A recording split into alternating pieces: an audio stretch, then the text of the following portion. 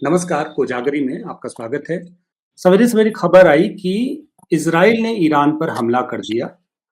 थोड़ा और समय बीता तो पता चला कि ये हमला संयुक्त था, अमेरिका ने कहा कि उस हमले में शामिल है। इस पूरे विषय पर बात करने के लिए आज हमारे साथ यूनुस सुब्हानी साहब हैं। आप मध्य एशिया के मामलों के जानकार हैं, इस्लामिक मामलों के जानकार हैं। बहुत शानदार समझ है इस पूरे खित्ते को लेकर। सुब्हानी साहब आपका बहुत-बहुत स्वागत है। शुक्रिया। देखिए, जिस चीज़ के बारे में काफ़ी दिन से आशंका की जा रही थी कि किसी भी समय ये हमला हो सकता है और किसी भी समय स्थिति भयावह हो सकती है और अंततः आज एक जो विश्व का चौधराहट का जो तमगा है, उसे बचाने के लिए ये काम कर दिया गया है। एक तरफ इज़राइल लगातार अमेरिका को उकसा रहा था कि देखिए साहब ये न्यूक्लियर बना लेंगे और ये कर देंगे, वो कर देंगे और अमेरिका ये कहना कि सिर्फ़ इज़राइल के उकसावे में उसने ऐसा किया, ऐसा नहीं है। अमेरिका को भी पता है कि बहुत तेज़ी से जो वर्ल्ड ऑर्डर बदल रहा है, अलग-अलग आवाज़ें उसके खिलाफ छोटे-छोटे देशों की शुरू हो गई हैं, वो उसके लिए खतरा है, उसके डॉलर को चैलेंज है। इन सब चीज़ों को देखते हुए अमेरिका को तो ये करना ही था और आखिर में इसका बिगुल बच गया है। अब देखना ये है कि इसके बाद का मतलब आज की रात बहुत इम्पोर्टेंट होगी। ये देखने के लिए कि क्या ये युद्ध सिर्फ़ ईरान और जैसे इराक का युद्ध हुआ था, सिर्फ़ इराक तक ही सीमित रही और इराक आखिर में तबाह हो गया। क्या ये युद्ध वहीं तक सीमित रहेगा? या फिर जो दूसरी बड़ी सामरिक शक्तियाँ हैं, उनका इन्वॉल्वमेंट इसमें सामने से देखा जाएगा और ये एक बड़े विश्व युद्ध की तरफ खींचता हुआ दिखाई देगा। अब इस ओर देखना होगा। यकीनन ये मानवता के संकट का सवाल है। यकीनन ये सवाल है इस वक़्त पूरे विश्व की शांति पर एक बड़ा खतरा मंडरा चुका है। जी, इधर जी, इज़राइल ने भी तेहरान पे हमले किए हैं और दूसरे शहरों पे यहाँ तक कि न्यूक्लियर प्लांट जो उनका मशहद में न्यूक्लियर प्लांट का पूरा सिस्टम है, वहाँ भी हमला हुआ है। बाकी जगह पे भी हमले हुए हैं, उससे क्या नुकसान हुआ है, अभी इसका आकलन नहीं किया जा सकता। वहीं दूसरी तरफ ईरान की जानिब से भी इज़राइल पे कहीं से खबरें हैं कि 400 मिसाइल दागी गई हैं, कहीं कुछ लोग कह रहे हैं कि 30 मिसाइल दागी गई हैं, लेकिन अभी उनकी संख्या कितनी है इससे ये जो युद्ध के बाद का नुकसान है, हमला कितना घातक था, ये अभी कहना बहुत मुश्किल है। अभी सिर्फ़ ये शुरुआती दौर है और इसमें ये देखना है कि बाकी जो विश्व है, जो बाकी विश्व की बड़ी शक्तियाँ हैं, वो किस तरह से इसमें इन्वॉल्व हो रही हैं या जी। सिर्फ़ बातें हो रही हैं। और दूसरी तरफ अब ये भी देखना होगा कि ईरान क्या जो उसके इर्द-गिर्द रहने वाली ये जो गल्फ कंट्रीज़ हैं, जो जिनके बेसिस को अमेरिका इस्तेमाल कर रहा है, जबकि ईरान ने ये चेताया भी था कि आप हमारे पड़ोसी हैं, अगर आपने अमेरिका को अपने बेसिस यूज़ करने के लिए दिया हालाँकि लगातार ये बयान आए हैं कि नहीं हम अपने बेसिस नहीं देंगे, लेकिन उसके बाद आज जिस तरह से चीज़ें देखी गई हैं, जी। अगर ऐसा होता है तो क्या ईरान अमेरिका से लड़ने से पहले अपने ये जो अगल-बगल की कंट्रीज़ हैं उन पर भी हमला करेगा और अगर ऐसा होता है, तो ये पूरा खाड़ी क्षेत्र एक जलते हुए ज्वालामुखी की तरह दिखेगा, ऐसा दिखाई दे रहा है। जी। 2 बातें समझने की ज़रूरत है। एक तो ये कि ख़ासकर चीन और रूस दोनों का एक तरह से ईरान को बहुत खुल के समर्थन है। ये भी कहा जा रहा है कि ख़ासकर जिस तरह का अभी हाल के दिनों में ईरान का आर्मामेंट हुआ है, सैन्यीकरण हुआ है, उसमें बहुत बड़ा योगदान चीन और रूस का है। और ज़ाहिर-सी बात है जिस तरह के ग्लोबल सिचुएशन है और जिस तरह के ग्लोबल पोल्स बन रहे हैं पूरी दुनिया में, उसमें चीन या रूस के लिए ये बहुत ज़रूरी भी है कि अमेरिकी चौधराहट को चुनौती दी जाए। मोहन भाई, चूँकि आप गल्फ के मामले को बहुत करीब से देखते रहते हैं, मैं एक सवाल एक और है। जिस तरह से मध्य एशिया आपस में बँटा हुआ है, गल्फ के तमाम देश, खासकर जो मुस्लिम देश हैं, वो बँटे हुए हैं। अभी हाल के दिनों में यमन के मामले को लेकर जिस तरह से यूएई और सऊदीया के बीच जिस तरह का टकराव देखने को मिला, दूसरे तमाम फोर्सेज़ एक-दूसरे से को एक तरह से चुनौती दे रही हैं। हालाँकि एक और बात है कि पाकिस्तान को ध्यान में रख के एक अलायंस भी बनाने की कोशिश कुछ राष्ट्रों ने वहाँ किया है। राष्ट्र तो मैं थोड़ा-सा राष्ट्र कहते हुए मुझे पॉलिटिकली इनकरेक्ट लगता है। मुस्लिम उम्मत के सामने राष्ट्र क्या ही होता है।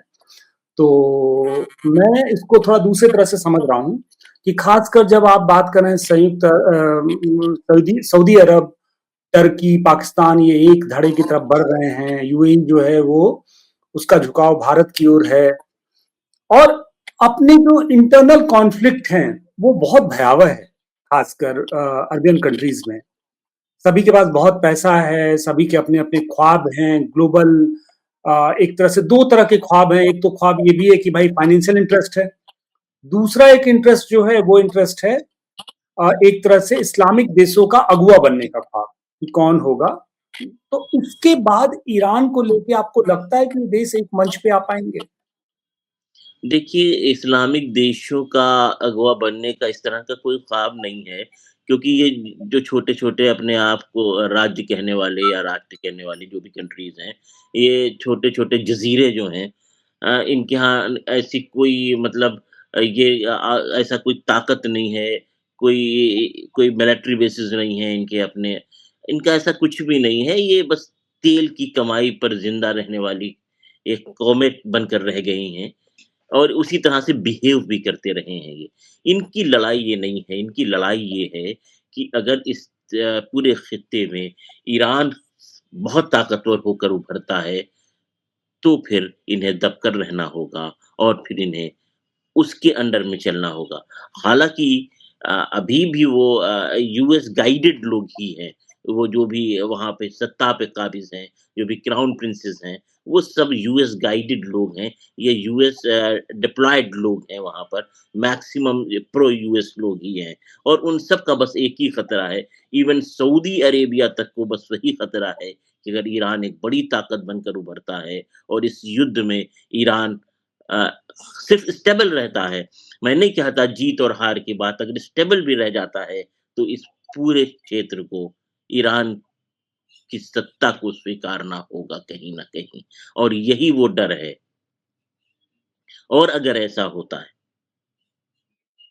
तो एक बड़ा बदलाव भी देखने को मिलेगा। देखिए, कुछ भी कहें, हम वैचारिक रूप से अलग-अलग तरह से सोच सकते हैं, लेकिन एक चीज़ तो सभी को माननी होगी कि ईरान ने इतने कड़े प्रतिबंधों के बाद, ईरान ने इतनी खतरनाक अपने अंदर की स्थितियाँ होने के बावजूद, जिस तरह से अपनी सैन्य क्षमता को, अपनी टेक्नोलॉजी को जिस तरह से एनहांस किया है, वो बस यकीनन काबिल तारीफ़ है कि आज वो दुनिया की सुपर पावर को चुनौती दे रहा है और अमेरिका भी कहीं न कहीं अमेरिकन विशेषज्ञ भी ये बात मानते हैं कि ईरान में ये क्षमता ज़रूर है कि अगर ये लड़ाई बड़ी स्केल पर जाती है, तो अब्राहम लिंकन जैसे युद्धपोत को भी डिबो सकता है।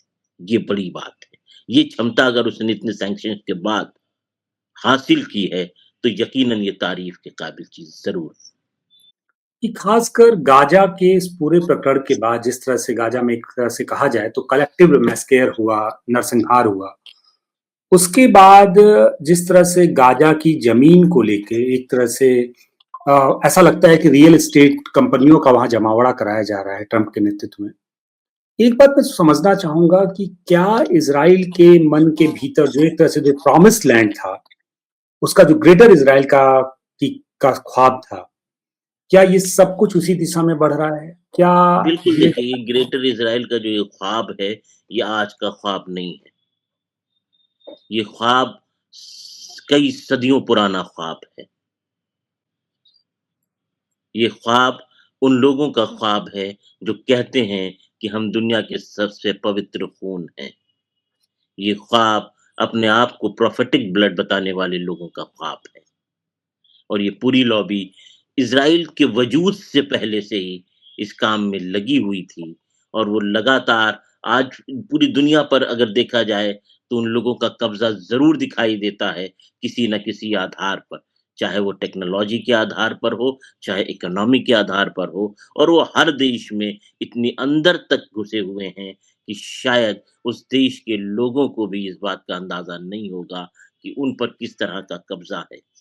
हम भारत के तौर पर एक सांप्रभुतिक राज्य हैं, लेकिन पेगासस की जिस तरह की एंट्री भारत में मिलती है, मोसाद की एंट्री जिस तरह भारत में मिलती है, शायद भारत के नागरिकों को भी उसका संज्ञान इस कदर नहीं होगा।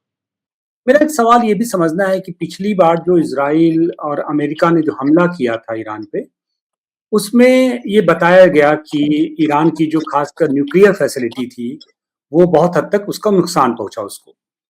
और उसके बहुत से जो खासकर जो डिफेंस एयर डिफेंस था उसको भी बहुत नुकसान पहुँचा। ऐसे में क्या ईरान इस स्थिति में है कि वापस वो इस पूरे वार पे अमेरिका के इस हमले का जवाब देने की स्थिति में है?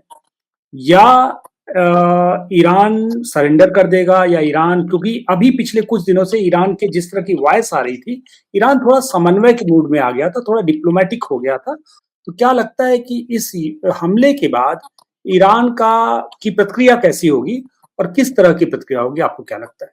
देखिए, ये ईरान की संप्रभुता पे हमला है सीधे तौर पे।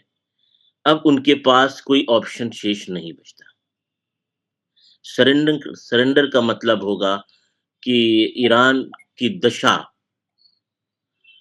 ऐसी हो जाना कि इज़राइल का फैलाव ईरान के अंदर तक हो जाना। तो क्या राष्ट्र की कीमत पर ईरान सरेंडर कर सकता है? तो ऐसा प्रतीत नहीं होता है। हुँ। ईरान की अब मजबूरी है, करो या मरो की। और जब सिचुएशन ये होगी, तो यकीनन पिछले बार का जो युद्ध था, उसमें ऐसा नहीं कहा जा सकता कि सिर्फ़ नुकसान ईरान को हुआ था। यकीनन दुनिया की बड़ी ताकत ने ईरान पर हमला किया था, लेकिन इज़राइल को भी जो दाग लगे थे, वो छोटे नहीं थे। कहीं ये ज़रूर बात आई थी कि इज़राइल कहीं न कहीं सहमा हुआ था और इसीलिए वो अमेरिका को उकसा रहा था कि अमेरिका साथ में आकर हमला करे और ये युद्ध यूएस बनाम ईरान बने, ना कि इज़राइल बनाम ईरान। ठीक बात है। एक सवाल, अंतिम सवाल, इस पूरी बातचीत को खत्म करेंगे। जो पूरी घटना है, उसकी हद क्या होगी? सत्ता परिवर्तन या ईरान को एक तरह से तो ईरान के जो खासकर जो स्ट्रेटेजिक जो उसके पावर है, जो स्ट्रेटेजिक सेंटर्स हैं, उनको नष्ट करना, मात्र इतना ही है। इन दोनों में आपको क्या लगता है? इस पूरी बातचीत में अंतिम सवाल, उसके बाद खत्म देखिए, करते हैं। अभी तो ये कहना बहुत जल्दबाज़ी होगी क्योंकि आज की रात बहुत महत्वपूर्ण होने जा रही है। हुँ, आज की रात अभी जो दुनिया के दूसरे राष्ट्र प्रमुख हैं, चाहे वो व्लादिमीर पुतिन हो या जिनपिंग हो या अगर नॉर्थ कोरिया या क साउथ कोरिया यहाँ से कोई अगर बात आती है जर्मनी क्या कहेगा? इस तमाम विषयों पे हम पहले बात इसलिए नहीं कर सकते, फिर देखना होगा कि नाटो किस तरह से अगर ये नाटो इन्वॉल्व होता है इसमें, तो वो भी क्योंकि फिर टर्की क्या करेगा? फिर एक ये भी एक विषय आएगा। तो अगर ये सब विषय इससे पहले अगर हम कह दें कि नहीं सिर्फ़ सत्ता परिवर्तन करना क्योंकि अगर ये दुनिया की महाशक्तियों के बीच की जंग बनती है, तो सिर्फ़ यहाँ तक मामला नहीं रुकेगा कि सिर्फ़ ईरान में सत्ता परिवर्तन होना। ठीक बात है। आपने अपना इंसाइट रखा इस पूरी बातचीत पे, हमारी समझ या हमारे दर्शकों को ये बताने की कोशिश की कि असल में इस पूरी घटना क्या है, उस घटना का क्या महत्व हो सकता है या आगे इसका क्या रिपरकशन हो सकता है। आपने हमें जॉइन किया, आपका बहुत-बहुत